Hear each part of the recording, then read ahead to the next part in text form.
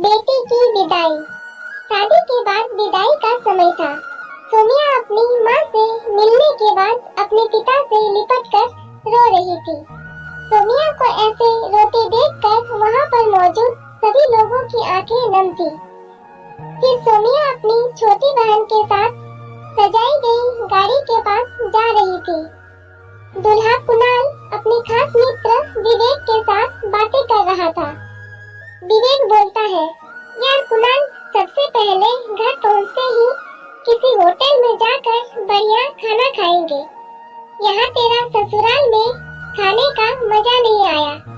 तभी पास में खड़ा कुणाल का छोटा भाई आकाश बोला, हाँ यार, पनीर कुछ ठीक नहीं लगा और रसमलाई में रस ही नहीं था। ऐसे बोलते हुए वो ही करके जोर जोर से हंसने लगा। कुणाल भी बोलने में पीछे नहीं रहा। वो बोला, अरे घर पहुंचने के बाद ही हम लोग होटल चलेंगे। जो खाना है खा लेना। मुझे भी यहाँ खाने में मजा नहीं आया। रोटियाँ भी गर्म नहीं थी। अपने पति के मुंह से यह सब सुनते ही सोमिया, जो गाड़ी में बैठने ही जा रही थी, वापस मुड़ी और भागकर अपने पिताजी के पास गई। फिर जाकर सोमिया अपने पिताजी को बोली, मैं ससुराल नहीं जाऊंगी पिताजी, मुझे यह शादी मंजूर नहीं है। यह सब उसने इतनी जोर से बोली कि सब लोग हक्के बक्के रह गए। सब कोई नजदीक आ गए। सोमिया के ससुराल वालों पर तो जैसे पहाड़ टूट पड़ा। मामला क्या था यह किसी की समझ में नहीं आ रहा था। तभी सोमिया के ससुर श्यामलाल जी ने आगे बढ़कर सोमिया से पूछा, लेकिन बात क्या है बहू? शादी हो गई है, विदाई का समय है। अचानक क्या हुआ कि तुम शादी को नामंजूर कर रही हो? कुणाल का तो मानो दुनिया लूटने जा रहा था। वह भी सोमिया के पास आ गया और उसके दोस्त भी। सब लोग जानना चाहते थे कि आखिर इन वक्त पर ऐसा क्या हुआ कि दुल्हन ससुराल जाने से मना कर रही है। सोमिया ने अपने ससुर जी से कहा, बाबूजी, मेरे माता पिता ने अपने सपनों को मारकर हम बहनों को पढ़ाया लिखाया व काबिल बनाया है। आप जानते हैं एक बाप के लिए बेटी क्या मायने रखती है? आप वो आपका बेटा नहीं जान सकते क्योंकि आपके कोई बेटी नहीं है। सोमिया रोती हुई बोले जा रही थी, आप जानते हैं मेरी शादी में और बारातियों की स्वागत में कोई कमी न रह जाए, इसीलिए मेरे पिताजी पिछले 4 महीनों से रात को 1-2 बजे तक जागकर मेरी माँ के साथ योजना बनाते थे। खाने में क्या बनेगा, रसोइया कौन होगा। पिछले 1 साल से मेरी माँ और पिताजी ने कोई नए कपड़े नहीं खरीदे ताकि मुझे किसी चीज की कमी न हो। मेरे माता पिता ने कितने सपनों को मारा होगा। ना अच्छा खाया ना अच्छा पिया। बस उनका एक ही ख्वाहिश थी कि मेरी शादी में कोई कमी न रह जाए। आपके बेटे को रोटी ठंडी लगी, उनके दोस्तों को पनीर में गड़बड़ लगी और मेरे देवर को रसमलाई में रस ही नहीं मिला। इनका ऐसे खिलखिला कर हंसना मेरे पिताजी के अभिमान को ठेस पहुंचाने के समान है।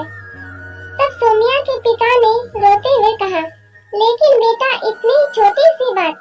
सोमिया ने उनकी बात बीच में ही काटी और बोली, यह छोटी सी बात नहीं है पिताजी। मेरे पति को मेरे पिता की इज्जत नहीं। रोटी क्या आपने बनाई? रसमलाई, पनीर, यह सब केटर्स का काम है। आपने तो दिल खोलकर और अपने हैसियत से बढ़कर खर्च किया है। कुछ कमी नहीं तो वह केटर्स की तरफ से। आप तो अपने दिल का टुकड़ा अपनी गुड़िया रानी को विदा कर रहे हैं। मुझे विदा करने के बाद आप और माँ कितना रोएंगे क्या मुझे नहीं पता।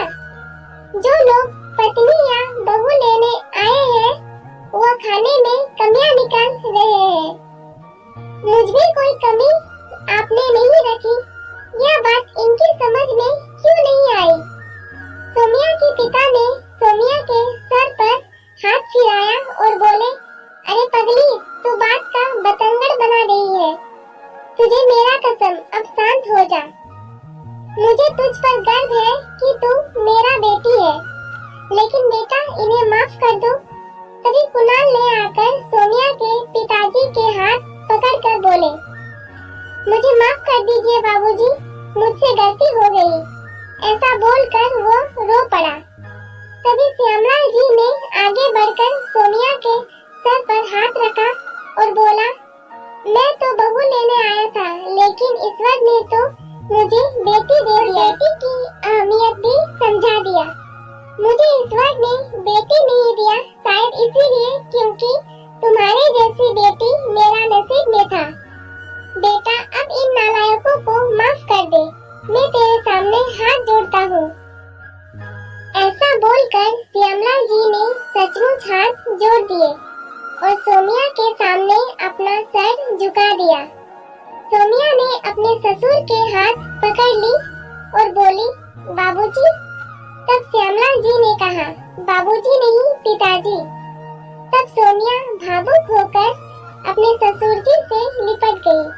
यह सब देखकर सोनिया के माँ और पिताजी भी बहुत खुश हुए। सोनिया अब राजी खुशी अपने ससुराल चली गई।